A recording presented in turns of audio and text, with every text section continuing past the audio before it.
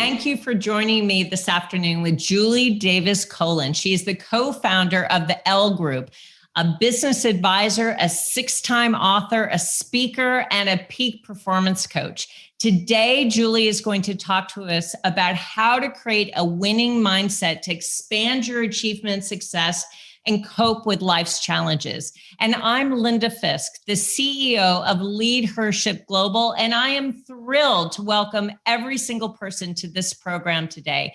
Thank you all for being here. Leadership Global is the most impactful community of extraordinary women in the world, and we're so glad to welcome each and every one of you to the program today. At Leadership Global, we help unleash the full potential of high-performing and growth-oriented leaders in a confidential, supportive, and private community. Leadership Global helps members accelerate their success by defining their vision, growing their leadership, expanding their influence, and leaving a lasting legacy. If you're interested in learning more about this remarkable community of women leading across business, entertainment, and politics, then please reach out. Today, you are in for a treat. Julie is going to talk about how to create greater achievement and greater resilience by changing your mindset.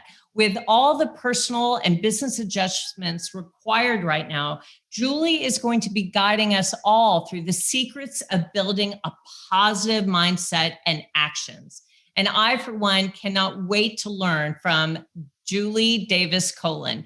The tools from this session will help you get the very best from yourself during this incredibly challenging time. Some of the things you're going to learn today include how your brain works by default, how to work with the nature of your brain to improve your thoughts, your words, and your actions, how to increase the positivity in your life, and how to get 6 months of benefit from 2-week commitment.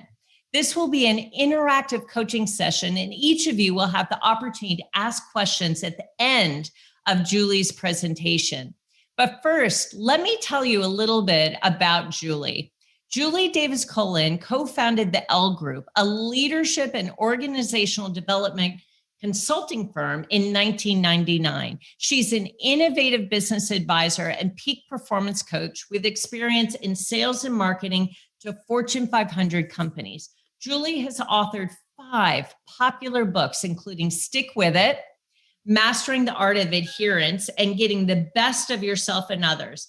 She has been coaching and encouraging positive behavior and change for over 30 years while focusing on organizational health and peak performance. Additionally, Julie is a compelling speaker and an engaging trainer. Her passion for leadership and life creates an absolutely infectious energy for all audiences. Please help me in welcoming Julie Davis-Colan. Thank you, Linda, for that very, very warm and very kind introduction.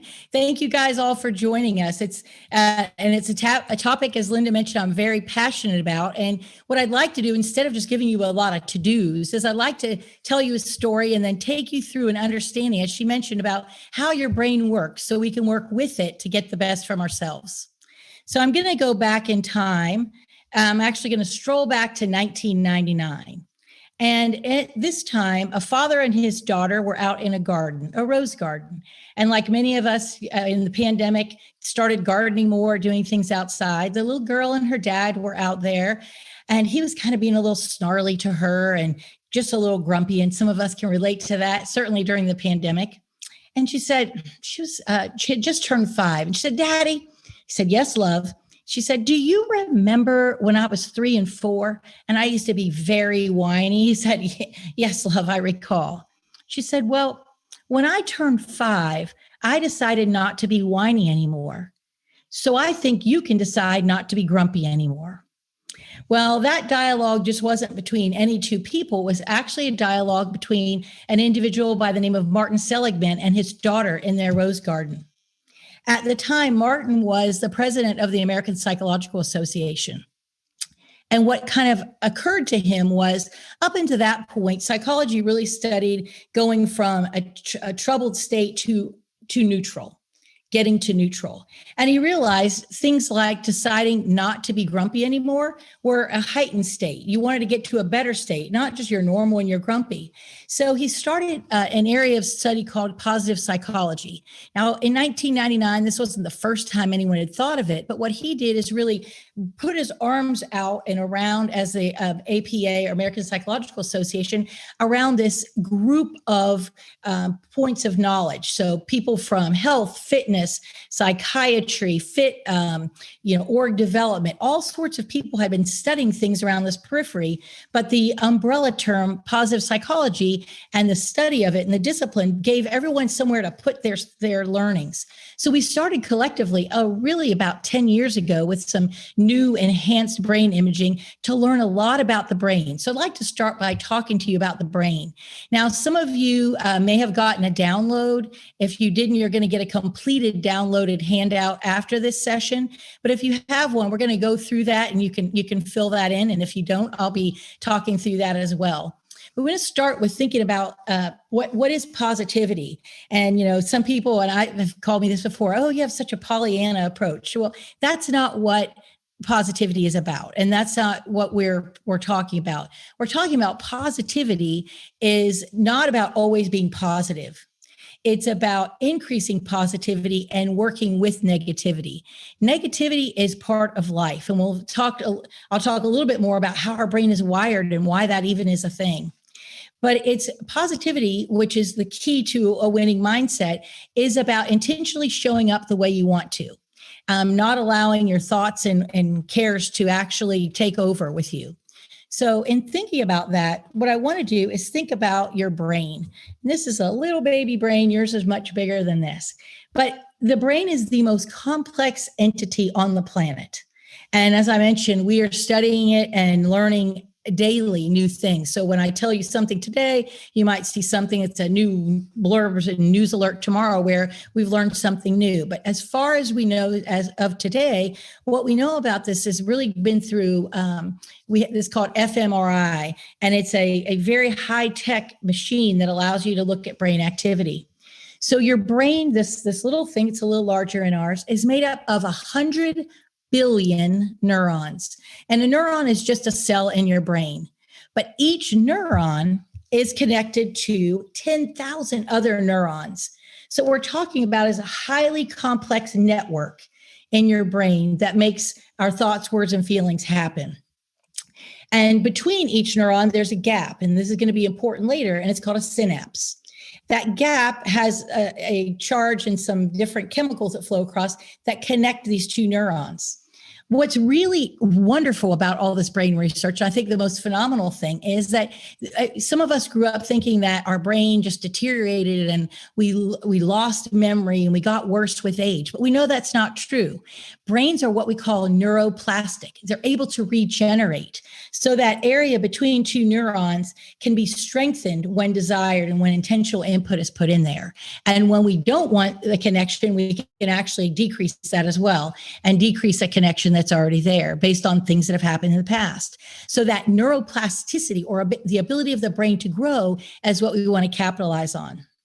Now, I say that, but there is something that's inherent in this. And I mentioned this, I kind of alluded to that. And that is our brain has what we call a negativity bias. And the negativity bias served us really well in the past. When there was a saber-toothed tiger chasing me around, I wanted to protect myself. I wanted to be safe. Everyone was looking for safety. And staying alive physically was really the most important thing in the beginning of our lives as we roll back time. But now we have, as just an example, we've gone through an invisible enemy, the coronavirus. So we react in a very strong way, but we don't see anything, and we could take precautions, but that feeling of negativity is so strong. In fact, negative emotions feel much stronger than positive emotions. Negative emotions feel much stronger. There's a reason why when you turn on the news, critical alert, today this has happened. Oh, breaking news, this has happened. It's intended to get you to a heightened state of awareness, your emotions up, so that you engage in that. We are drawn to things like that unless we intentionally program ourselves differently. So when we look at what I just said, negative events feel stronger than positive events. How in the world do we show up in a different way? So we have to actually weight the number of positive events to negative to show up in a positive way. So in the chat, I would like you to give some thought. There is a ratio. It's X to 1. And there's research by Donald Clifton and Tom Rath that show how many in a work team, what the optimal ratio of positive, which I'm calling X here, to negative 1 event, make a wonderful working team. So I would like you to fill in the chat. What do you think X is? X to 1 makes an optimal team, and X being the number of positive events to negative. Just see 10 to 1, 5 to 1. Let's see, 10, 7, 2 to 1, 7 to 1. Good guesses. 1 to 1, 12 to 1. Okay. I think 12 is the highest we've had so far. 100 to 1, Robin Corbin. Okay. Let's see. So I think 100 is 8 to 2. Okay. So you're all guessing that it's something significant because I just said bad feels stronger than the good feels good.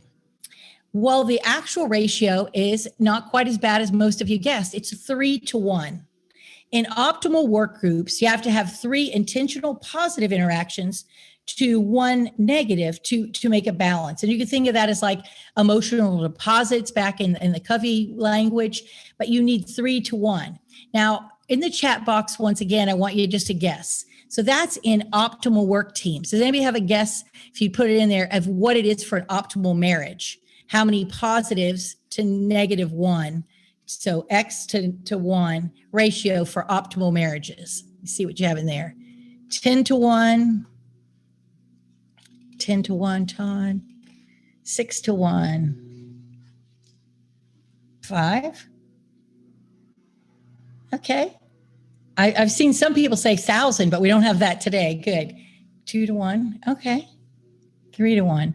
So some of you are thinking that it might be a more compatible environment at home, and maybe you need less than more than at work to actually offset that. But actually, it's 5 to 1.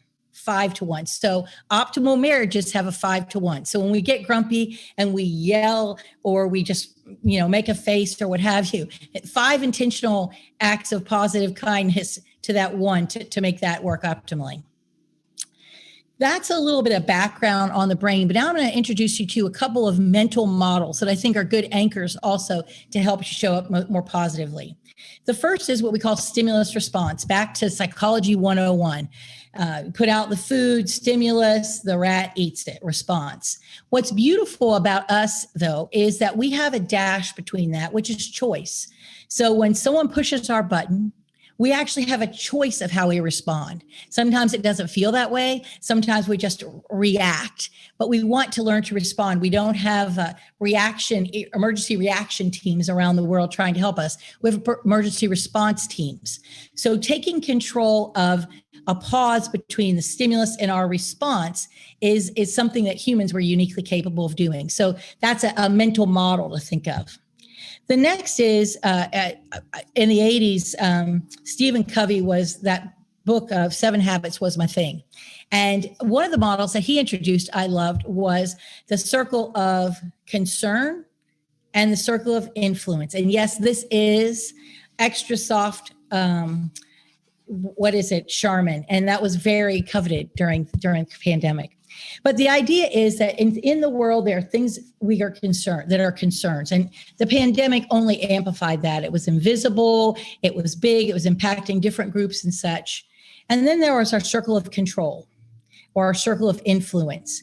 The more that we focus on what we can influence, and I'll use the pandemic as an example, social distancing, washing hands, wearing a mask, the more we did things in our influence, this closer in size these two get to each other. When we retreat and do little, it just seems that this large roll of Charmin grows and grows and grows. So the idea of taking control of what you can to influence your environment helps that feel more in control. The third of 4 that I'm going to share is Broaden and Build. Barbara Fredrickson talks about research is quite substantial about positivity and how positivity does what we call broaden and build our options. So when I talked about a saber-toothed tiger running around and trying to grab you, there are very few options, and literally our field of vision is narrowed when we're in this heightened state of panic, in a negative emotional state. We can't think clearly. We can't think straight. We have few options. It's fight or flight. But when we are calm, when we have a positive state of well-being, the options that we consider are broader and they can build upon one another. That is helps us function tremendously at work and at play and at home. But it's the positive emotions that drive that broaden and build. Great theories, and I'm mentioning these, so if one catches your attention, you can go back and look further. The last is one that many, particularly with children, are familiar with, called the growth mindset or the fixed mindset. And Carol Dweck is known for creating what's called the growth mindset. And in essence, the growth mindset means you're not born a certain way. Julie isn't dumb. Julie isn't smart. Julie is capable of learning. And that capability is something that continues to grow over time. There's no one that has a fixed parameter. Now, in our lives, we all have things that are somewhat fixed and somewhat growth, but overall, you can choose to grow by looking at things differently. And I'm going to give you some words to help you accelerate that growth curve. So now I'm going to talk about saying. So the model that I'm using overarching is think, say, and do. So I'm going to say, what do you say? Okay, it's interesting, Julie, you talk about the brain, it can reconnect. It's interesting that there are these, synapses that work for us. There are mental models that you can kind of use as a context, but what the heck do you do? Well, the first thing I like to share is that words create worlds. Words create your worlds. And what's interesting, and piggybacking off what I just shared, is that in the English language, 62% of all of our emotional words are negative, 62%.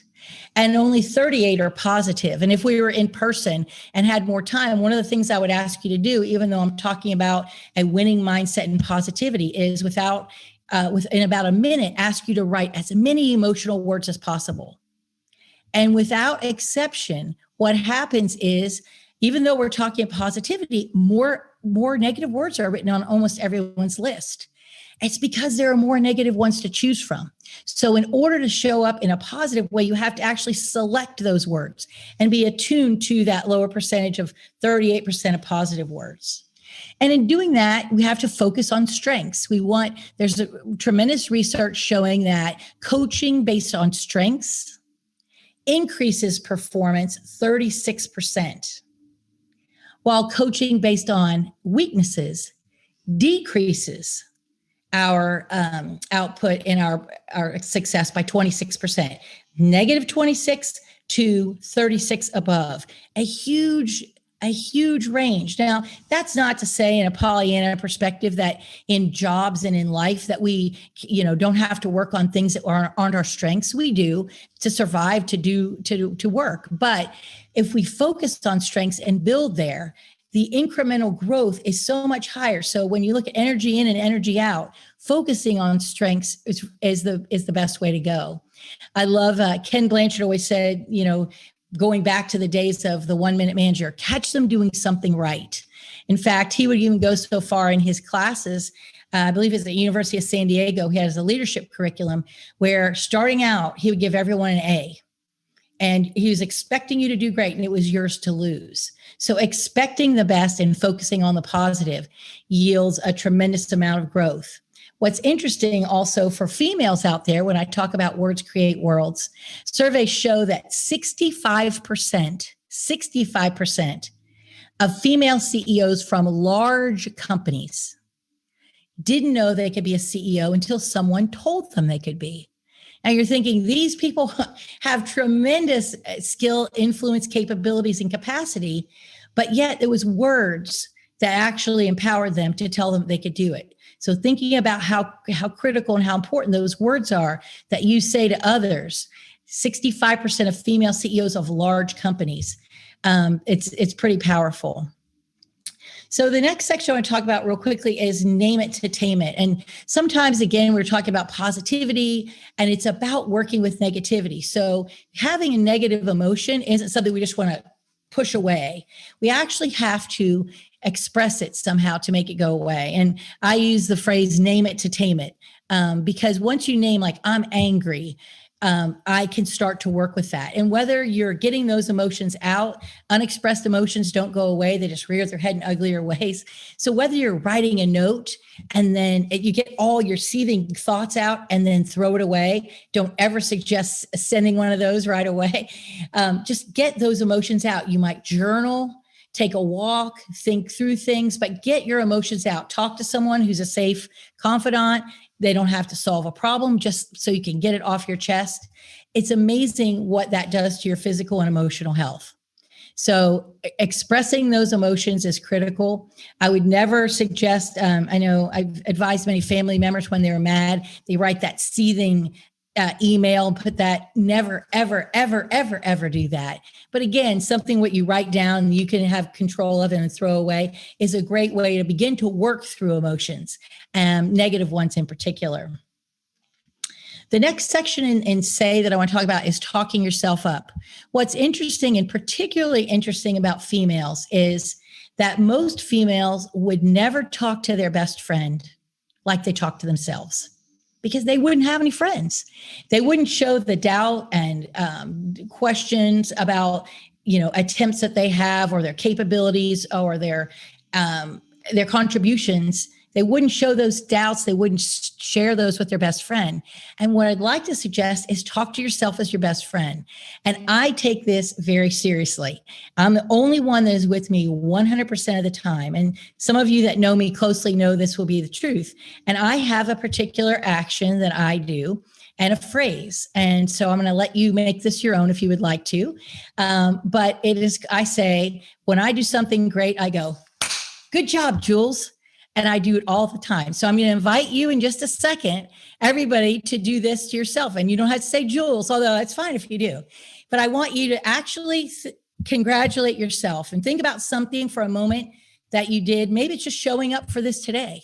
And you could have very easily blown this off. And I want you to congratulate yourself on 3 by giving yourself a high five and say, "Good job." You can put your name in there. 1, 2, 3. Good job, Jules. Now, I've seen it seems kind of funny, and you might see me like in the grocery store. I might be in Trader Joe's and I find great oranges. I'm like, "Yeah, good job, Jules." I do it all the time. And I have work groups now around the country who will actually, they'll send me a picture or tell me, "Oh yeah, after a staff meeting, we all give ourselves a high five." The important part about that is, again, talking to yourself like you do your best friend. If you don't talk yourself up, there isn't anyone else that will. So that voice in your head that has a doubt, you have to take it captive and say, "You know what? I did a great job." Look for the right things like we were just talking about. Focus on the positive and find yourself doing some things right. Let me ask in the chat, does anyone have any other strategies for ways that you work, and kind of talk yourself up or use words to create worlds that are intentionally good?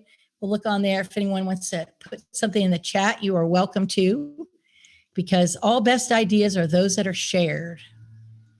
Anyone? Affirmations. Intentionally affirming yourself. And I know Robin Corbin, and she does a great job at that. She's a wonderful woman and mother, and affirms herself through life and has done a great job.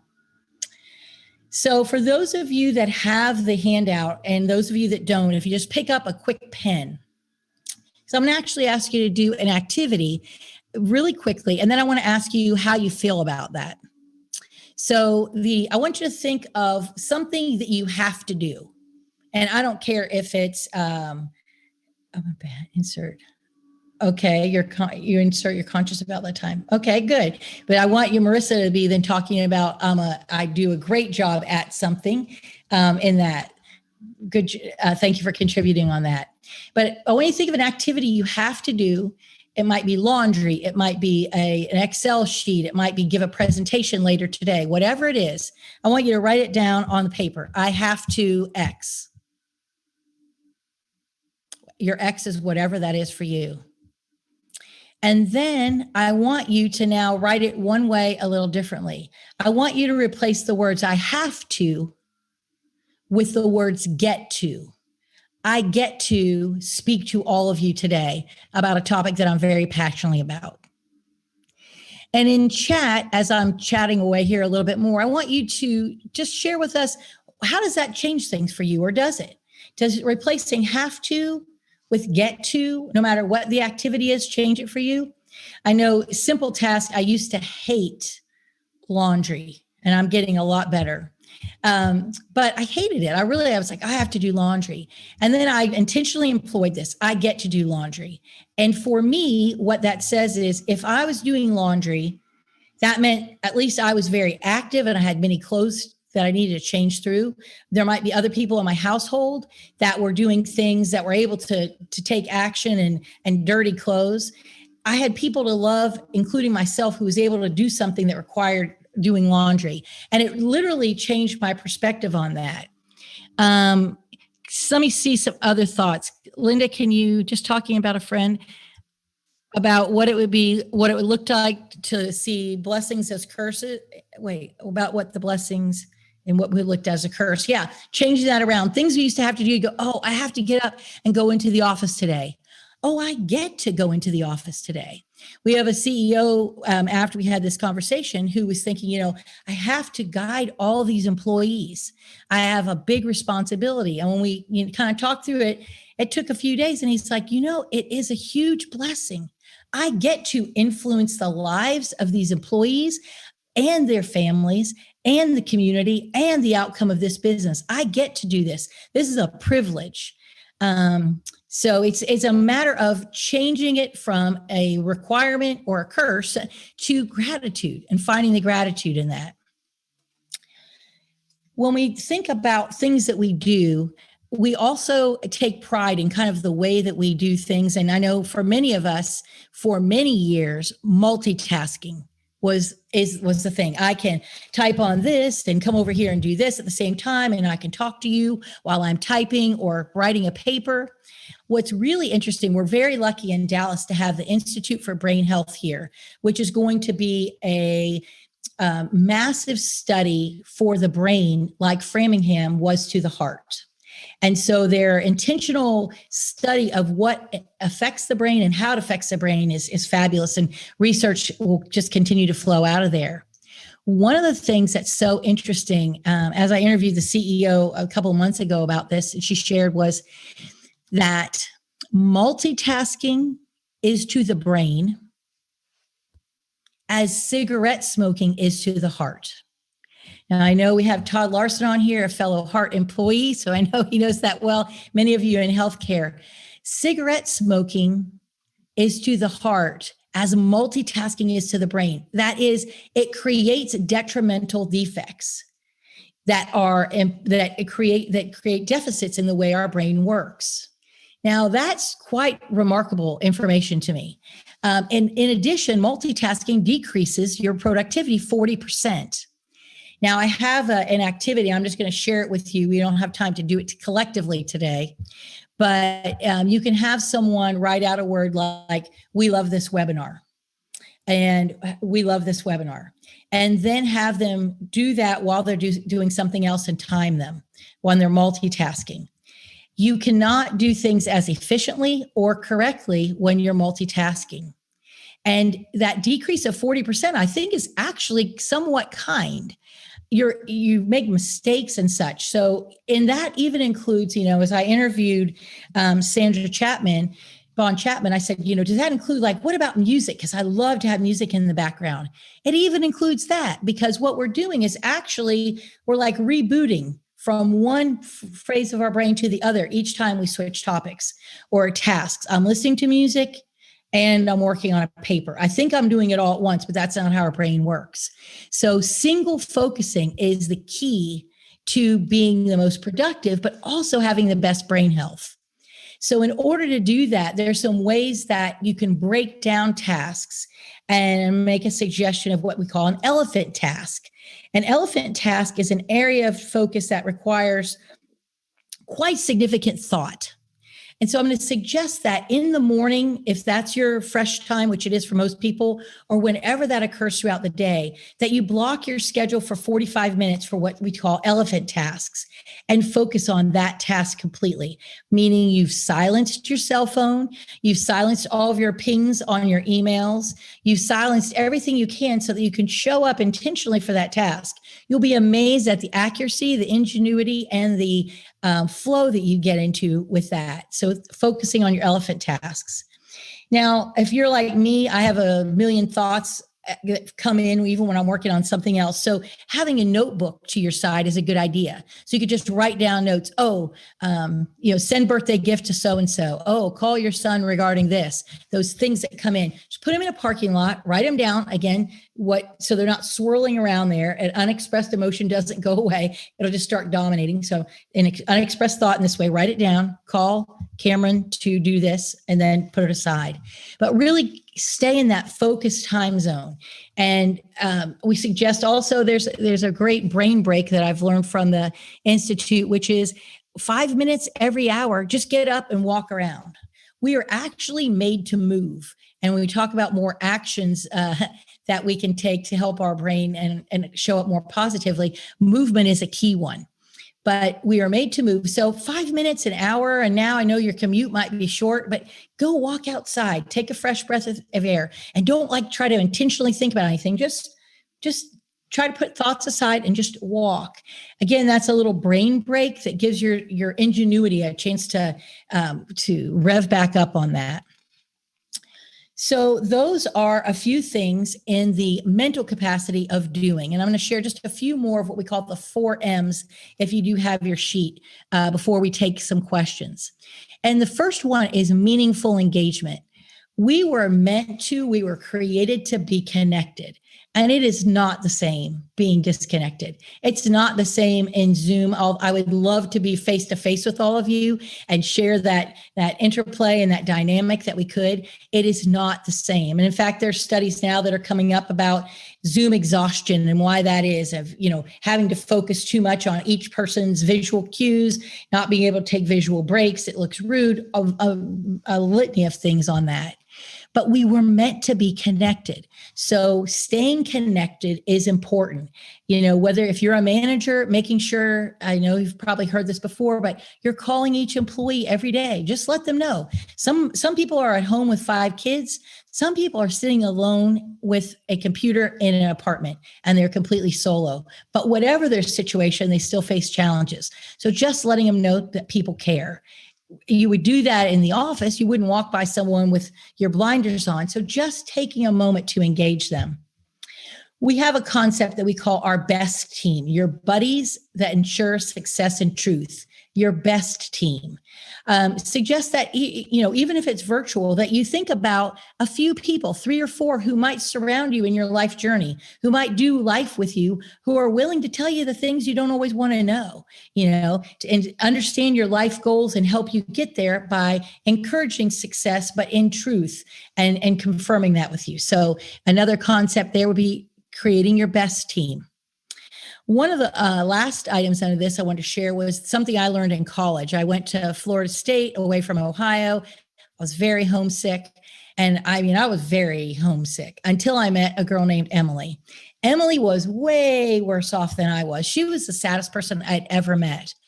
And automatically my instinct was, I have to help make her happy, So all of a sudden I took that focus and that mirror off myself and I put it on her. And by helping her and experimenting with judo and all sorts of activities at school, the physical activities that they had offered, different friend groups, different parties, different things, by taking her and making sure she was okay, all of a sudden, guess what? My homesickness went away.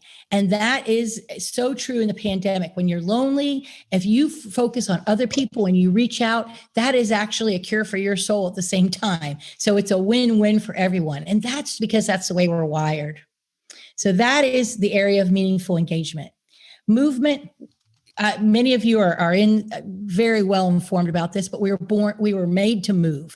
So taking breaks, moving, getting at least 60 minutes ideally of exercise 5 days a week. Do anything that you can do. to move your body around. You can sit on a different exercise ball for your chair, get up, move. Say we have the wonderful Veridesk or other standing desks now. We even have the desks that my daughter has that has a bicycle on it. So she can bicycle while she's on meetings, and trying to stand still on that when someone asks her, are you on a bike? Sometimes it's a little awkward, but anything you can do to keep movement throughout the day. Second one, meaningful engagement movement. Third, mindfulness. This is a big topic that includes everything from, paying attention to what you eat, to making sure you get adequate sleep. And sleep is another one of those things like multitasking that often we would say it's kind of a badge of honor, like, I only sleep 4 hours. But when you really learn about sleep, it is when washing occurs in your brain. So different enzymes and such are washed and your body is restored. So it is really critical. And I think the magic number, if there is one, is typically like 7.5 for longevity. But thinking about sleep as an essential good thing, not as, I have to go to sleep. And that, for some of us thinking, that feels like you're lazy. Meditating and praying, and then savoring. And what does that word even mean? And what I like to think of it is really intentionally showing up with all of your senses. One of the best illustrations that we had was actually through, I know Linda was part of YPO, and it was through a YPO event, that Young Presidents Organization, that I experienced this, but we did meditation and yoga with dark chocolate and wine. And I say that, and it sounds very indulgent, but the chocolate was this small. It was the teeniest piece of chocolate I've ever tasted, and literally a sip of wine, but I've never tasted it like that. So in this calm state and very intentionally putting that on your tongue, whereas we could eat a whole candy bar and not even think about it, but this little teeny taste, when all of our senses were keenly circled around it, felt like an entirely new experience. So showing up and being present. And the last M is really mastery. And one of the things I think we take for granted is just thinking that we love comfort and we love routine, which some people get in that habit, but that's not actually how our mind is wired. We are born and created for novelty. So being curious, figuring out new things, it's actually life-giving. So whereas comfort may feel like the default, like, you just want to seek that, intentionally think about, what am I curious about, or what are some new activities that I can do?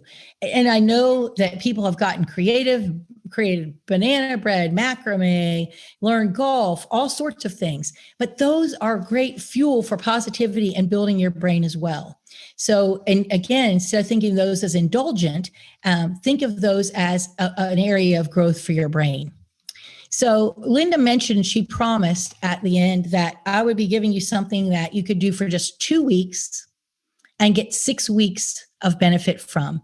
And if by chance you didn't get the handout beforehand, you will get it and follow up with the recording, so you can do this at that point. But what I'd like you to do is, it's not just simply Oprah's gratitude list, but it does go with gratitude. Is I want you to think of 3 good things that you did today and each day, or 3 good things that happen. But in addition to that, I want you to think about, what role did you have in that? Now that might think, I didn't have any role. Like, what happened today? You might have learned something new. Well, that wasn't from me. I just showed up. You showed up. That's what role you had in it. I might be excited that my son comes home from New York City, and I'm so excited about that. Well, what was my role? Well, maybe I found the flight. So thinking about what your role is in 3 activities per day that are good things that happen to you. And I want you to do that daily. And I've given you a chart for that in this follow-up. And I want you to just do it for 2 weeks. The beautiful thing about this is the positive feelings of gratitude that emerge from this have, in science and studies, have shown to last for 6 months for just an investment of two weeks. So I challenge you to do that, not just your standard, 3 things, but think about how you contributed to those 3 things as we go.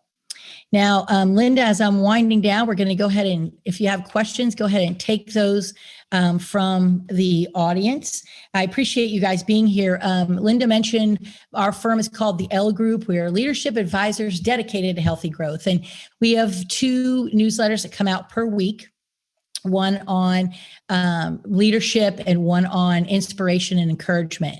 So if that's something that you would like from us, you can text the word leadership to a very long number now. It used to be short, but it's 833-250-7377. The word leadership to 833-250-7377.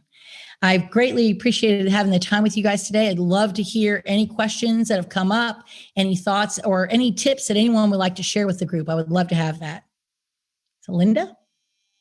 Well, I will tell you that, Julie, you've given us so many tips today. And I feel like this has been such a lovely, rich, deep sort of reminder of what we can do to change our mindset. So thank you.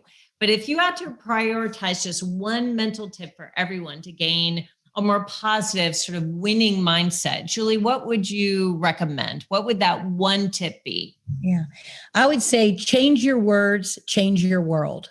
And those are words that you say to yourself and to others. And they're contagious. When other people hear how you speak, they will speak differently. But I would say change your words, change your world. I would focus there first, very clearly. Great. What about others? Is there anyone else that has either a question for Julie or a comment? Something that really impacted you today? Or a tip you've learned that you'd like to share with us, because that's how we all grow, is collectively learning from each other. I'm not really good at raising hands on the computer. Sorry. Hey, you did a great job. I was just going to say on the sleep essential. I don't think it's a badge of honor. I might have a long time ago, but I do believe it's essential, and it is something that I struggle with all the time. So I appreciate your, think it, write it. So put a notebook by your bed. I know that we've all heard that before, but it's easy to say it and not as easy to do it. So hopefully 100% tonight. Yeah. We have a question from Tracy too. Tracy says, do you have any tips? Let me see if I can find it here real quick.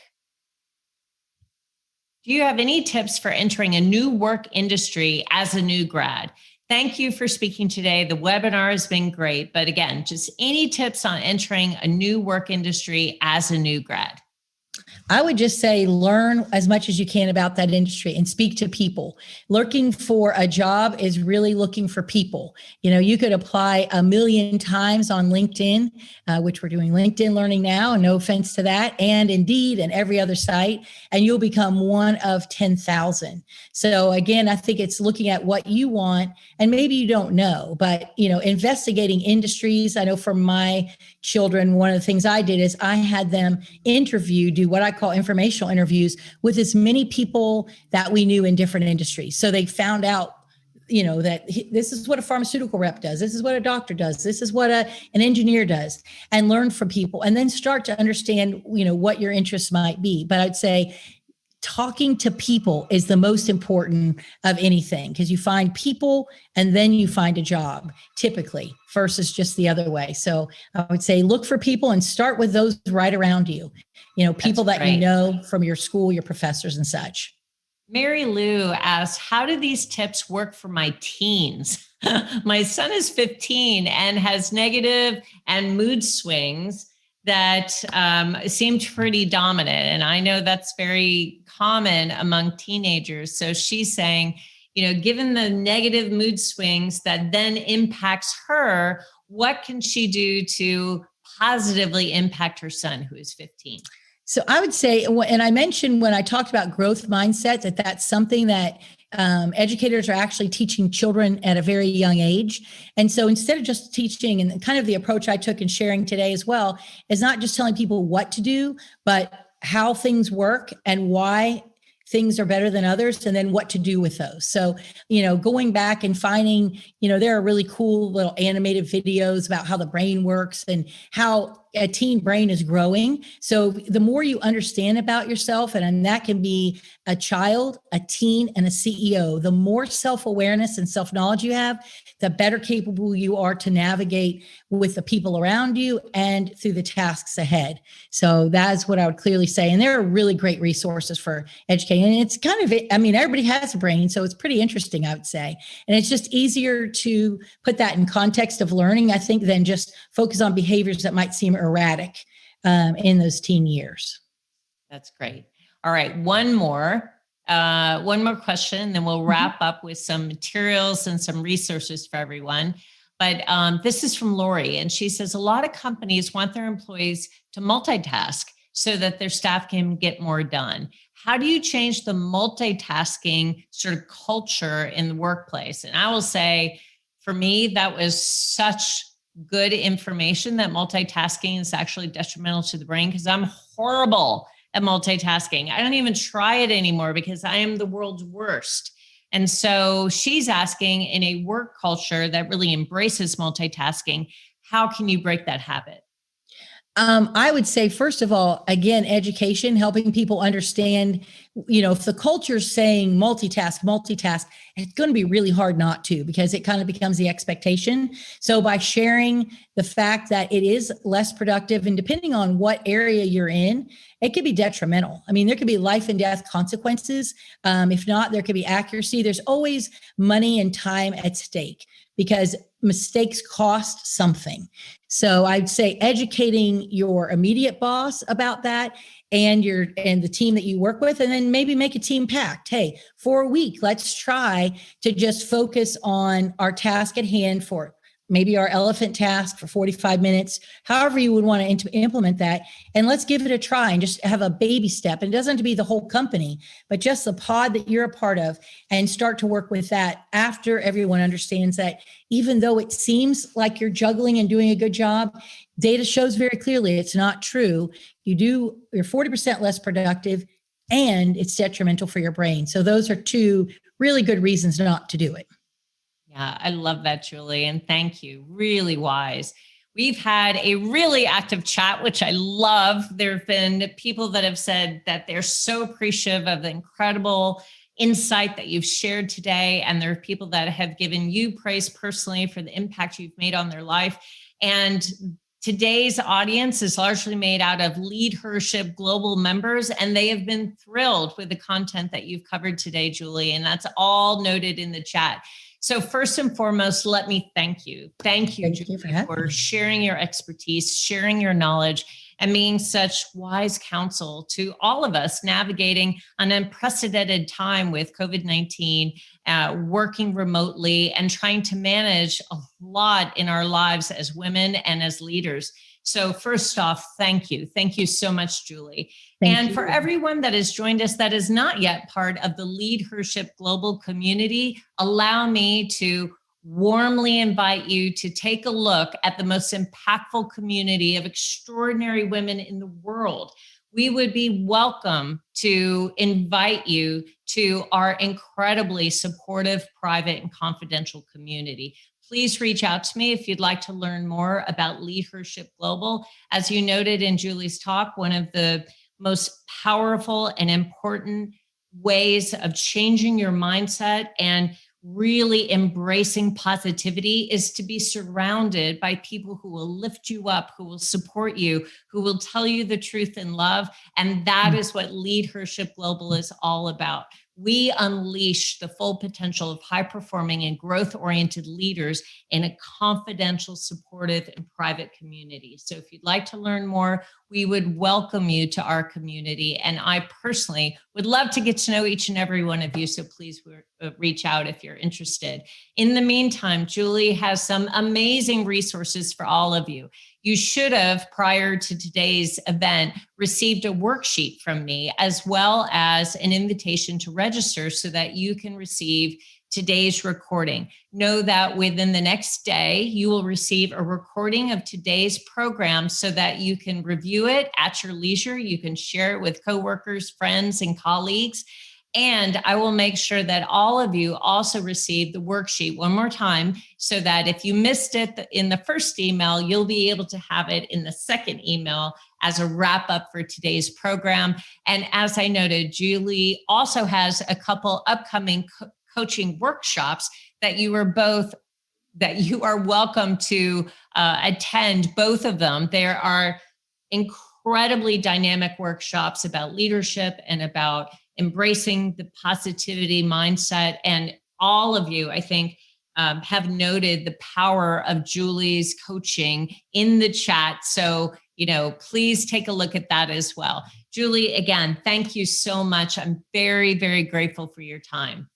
Thank you, everybody, for joining us. We appreciate it. Have a wonderful day. Thank you.